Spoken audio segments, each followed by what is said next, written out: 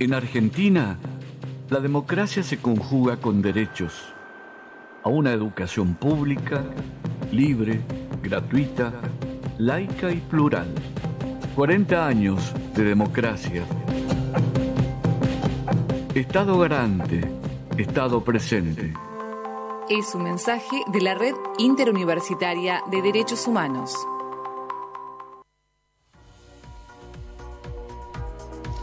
Y este año estamos conmemorando estos 40 años de democracia, de recuperación de la democracia en Argentina. Y también siempre es propicio hacer una retrospección para mirar un poco la historia desde distintos ángulos, aportando la mirada de especialistas. Y en esta oportunidad queríamos sumar reflexiones, miradas en torno a las políticas de ajuste en nuestro país, precisamente en este escenario nacional donde se habla de estanflación, pobreza, recesión, dolarización, privatización, reforma laboral y la palabra ajuste que, bueno, suena y se replica en las redes sociales, en los medios de comunicación, uno de los tantos conceptos más nombrados en campaña y también posteriormente luego de ser elegido como presidente Javier Milei. Y para hablar sobre esto con una mirada histórica, invitamos para charlar en esta oportunidad al magíster Pablo Camogli, quien es profesor de historia, licenciado en historia, magíster en cultura jesuítico guaraní. Muy buenos días, Pablo. Te saluda Susana Babi de Radio Universidad. Buen día, Susana, ¿cómo estás? Un gusto saludarte, ¿cómo andan? Muy bien, muchas gracias por acceder a esta charla y veíamos oportuno la necesidad de tener esa mirada histórica. Sabemos de tu trabajo que venís realizando, sumando también datos históricos para recordar un poco el pasado y entender nuestro presente y también mirar el futuro, ¿no es cierto? ¿Desde dónde podemos comenzar a analizar estas políticas de ajuste que tanto se hablan ahora, pero que, tenemos muchos antecedentes? Sí, tenemos muchos antecedentes. Además, muchos de los protagonistas que van a asumir el gobierno a partir del próximo domingo ya fueron protagonistas de la historia argentina y justamente de las historias de ajuste en el pasado argentino, que tiene que ver también con esto de los 40 años de democracia, porque las políticas de ajuste en términos neoliberales los inicia la dictadura cívico-militar a partir de 1976 con Martínez de Oz como ministro de Economía, con una serie de transformaciones que se intentan hacer, que se hacen en realidad en la Argentina, que lo que buscaron era quebrar la matriz distributiva que había instaurado el peronismo en sus primeros gobiernos, allá en la década del 40 y del 50, que había alcanzado este famoso 50 y 50 en la distribución de la riqueza nacional entre los trabajadores y el capital, los dueños de los medios de producción. En 1954 se alcanza ese hito en la redistribución de la riqueza en la Argentina. Al año siguiente se produce el golpe de Estado contra Perón, y durante los 18 años 18 años de resistencia peronista, 21 años entre el golpe de Estado del 55 y el golpe de Estado del 76, los grupos de poder en la Argentina intentaron permanentemente quebrar esa matriz distributiva en el país, y nunca lo lograron en su totalidad, a partir de lo que fue toda la lucha obrera, la lucha de la resistencia peronista. Después van a surgir los grupos armados para resistir estas políticas de quebrar la matriz distributiva en nuestro país. Y durante toda esa década de mediados del 50, la década del 60, comienzos del 70, la distribución de la riqueza, si bien no era 50 y 50, se mantuvo en torno a 40%, 42%, a favor o sea, 42% para los trabajadores, el resto para el capital. Que esa resistencia no fue solo una resistencia política para reclamar el regreso de Perón, sino que también fue una resistencia para sostener esa matriz distributiva que había beneficiado a los trabajadores durante el primer gobierno peronista. La dictadura militar viene a quebrar definitivamente esa matriz distributiva, y por eso es también que se explica el nivel de barbarismo, el nivel de represión que van a utilizar para romper a ese movimiento obrero organizado, a esos movimientos estudiantiles, a esos movimientos políticos que habían sostenido la matriz distributiva durante todos estos años de golpes militares, de instabilidad democrática que había vivido la Argentina. O sea que con Martínez de Oz y con el aparato represivo que montan las tres Fuerzas Armadas es que se logra instaurar definitivamente en la Argentina el modelo neoliberal y quebrar la matriz distributiva. Para 1982, el último año de gobierno completo de la dictadura, los trabajadores que en 1974 vuelven al 50% de la riqueza nacional, se quedaban con apenas el 24%. O sea que en 7 años de gobierno neoliberal en la Argentina, las políticas de ajuste le habían quitado el 50% de la capacidad de ingreso a los trabajadores. Y a partir de ahí, el 10 de diciembre de 1983, bueno, vamos a ir, yo digo que es una democracia fluctuante la que hemos tenido, porque hemos pasado por distintas etapas, y evidentemente las políticas neoliberales han sido siempre uno de los dos balancines de esta balanza en estos 40 años, ¿no? La sociedad, porque en estos 40 años ha sido la sociedad la que ha elegido los presidentes, ha optado, ¿no? Se ha movido desde políticas que los benefician y políticas que los perjudican. Bueno, en este momento la sociedad decidió elegir un gobierno que claramente nos va a perjudicar a todos, y bueno, habrá que aceptarlo que así sea.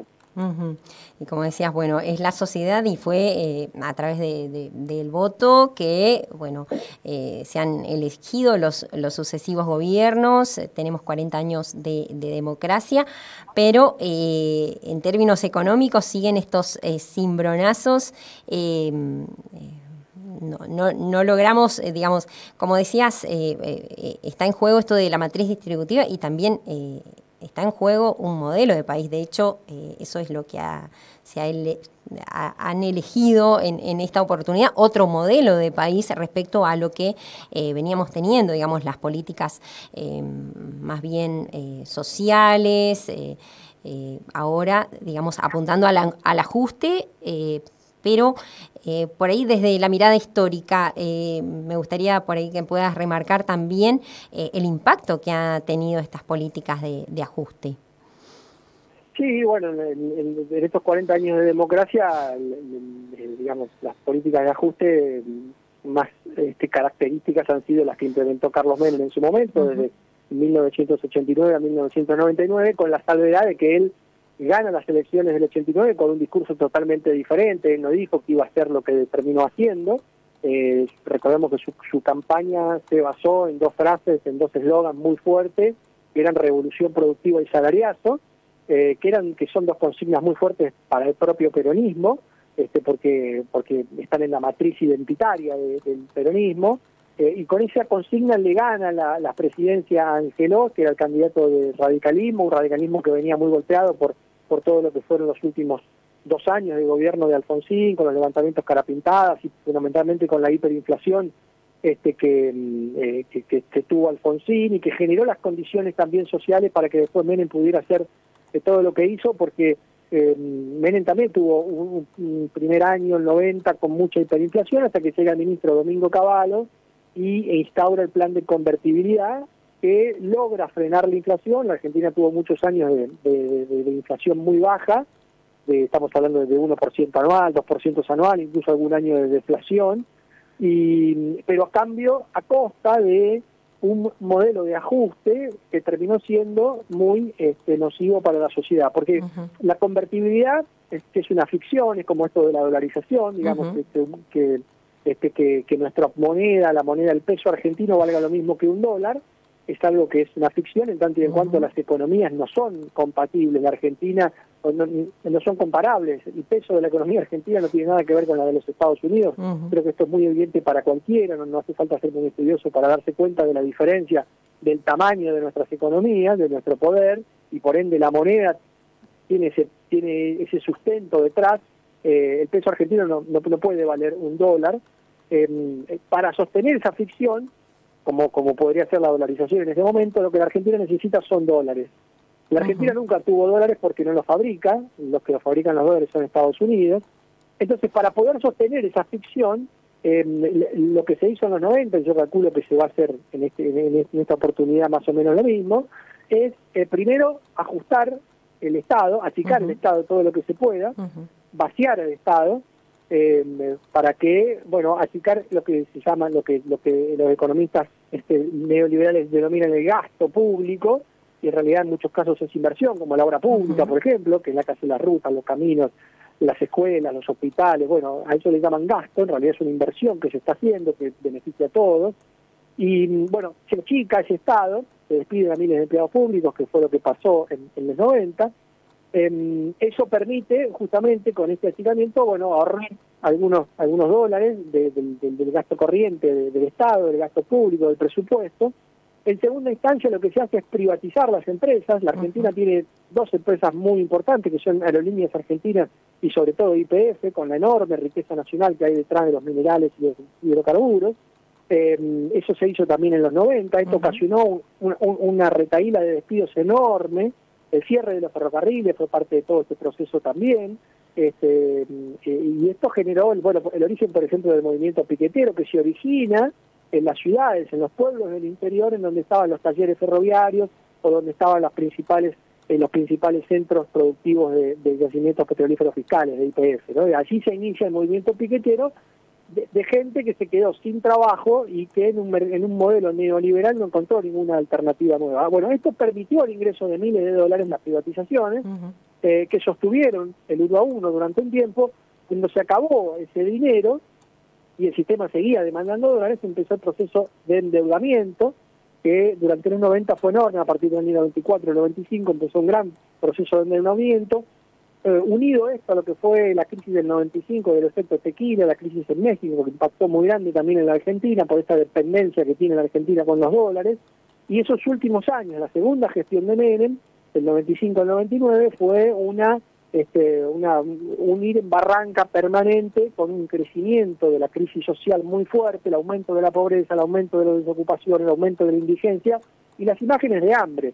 Hay varios documentales de la época que se pueden ver, incluso uno de Jorge Lanata, cuando Lanata hacía periodismo, donde él muestra el hambre que había en la Argentina, que es un fenómeno que no se da tan común en la Argentina. En la Argentina hay pobreza, hay indigencia, pero que haya hambre es difícil porque es un país que produce muchos alimentos. En los 90, a fines de los 90, hubo una crisis de hambre muy fuerte en la Argentina, desnutrición infantil tremenda. Todo eso termina de eclosionar en el 2001 con el gobierno de Fernando de la Rúa, que asume en diciembre del 99 al 2001, que intenta sostener esta ficción del 1 a 1, lo vuelve a convocar a Cavallo, pero el sistema ya no tenía de dónde sacar dólares. El mercado internacional, el mercado financiero, no le presta más dólares a la Argentina, porque la Argentina es un país que no puede pagar, y todo esto termina de eclosionar en la crisis de diciembre del 2001, cuando el país explota por los aires, y termina con 40 muertos en las calles. Pablo, y en todo esto, fuiste marcando, y de hecho al comienzo hablaste de que precisamente hay protagonistas que estuvieron en los 90 que vuelven a estar fuertemente vinculados con este nuevo gobierno. ¿Cómo ves desde lo histórico también el accionar de algunos líderes, si se pueden decir líderes, que están precisamente comandando estas políticas neoliberales? Bueno, yo creo que varias cuestiones hay. Por un lado, hay evidentemente hubo 4 años. La Argentina viene de 8 años de desilusión, la sociedad argentina, porque hubo gente que votó a Mauricio Macri, pese a que muchos les decíamos que les estaba mintiendo, porque uno recuerda lo que fue ese debate con Daniel Scioli en su momento, en donde Macri dijo que no iba a subir las tarifas, que iba a mantener el fútbol para todos, que todo lo que tenías no lo vas a perder, que iba a seguir los medios públicos, que no iba a haber persecuciones políticas. Un montón de cosas que dijo en ese debate, que los argentinos lo deberíamos ver todos los años para recordar cómo funciona la manipulación mediática y la manipulación de la sociedad. Y fue una gran frustración porque, durante los 4 años de gobierno de Macri, la sociedad se dio cuenta que les habían mentido, que habían votado algo que no era real. La Argentina termina otra vez con el Fondo Monetario Internacional, otra vez con 2 dígitos de desocupación, se duplica la pobreza, se duplica la inflación, y sobre todo con una deuda externa que la vamos a tener que pagar durante generaciones y que va a condicionar el desarrollo argentino durante muchísimo tiempo. Pero después vinieron 4 años que también fueron otra frustración desde otro lado, porque, bueno, Alberto Fernández no logró, o no quiso, o no pudo, por estos motivos, desarrollar un gobierno nacional y popular que transformara, que cambiara lo que había sido la realidad del gobierno de Mauricio Macri. Si bien en algunos indicadores estamos mejor que antes, por ejemplo en la desocupación se bajó a la mitad, estamos igual en pobreza, se ha duplicado la inflación, digamos, hay muchísimos problemas estructurales que no se han mejorado. Y esos 8 años de frustraciones de la sociedad son los que abrieron la puerta al regreso de estos fantasmas del neoliberalismo que vinieron agazapados detrás de la figura de Javier Milei, que es la figura nueva, que es una figura nueva con un discurso disruptivo, pero que en realidad no trae nada de novedoso en términos de políticas públicas, porque son las mismas políticas que ya se aplicaron en el pasado. A mí lo que me queda es, digamos, una tristeza en el sentido de que así como la sociedad argentina le dijo un nunca más a la dictadura militar y logramos tener 40 años de democracia en la Argentina, en el 2001 tendríamos que haber dicho un nunca más al neoliberalismo, porque fue lo peor que le pasó a la Argentina en términos macroeconómicos, destruyeron el país, y sin embargo, bueno, les estamos dando la oportunidad 20 años después de volver a gobernar para hacer lo mismo que ya hicieron. Me parece que ese aprendizaje la sociedad no lo terminó de hacer, no lo terminamos de hacer, y creo que es creo que lo que nos deja en este laberinto, ¿no? En este laberinto democrático del que no podemos salir hace 8 años y vamos a tener que padecer otros 4 años más sin poder resolver los problemas que tiene la Argentina y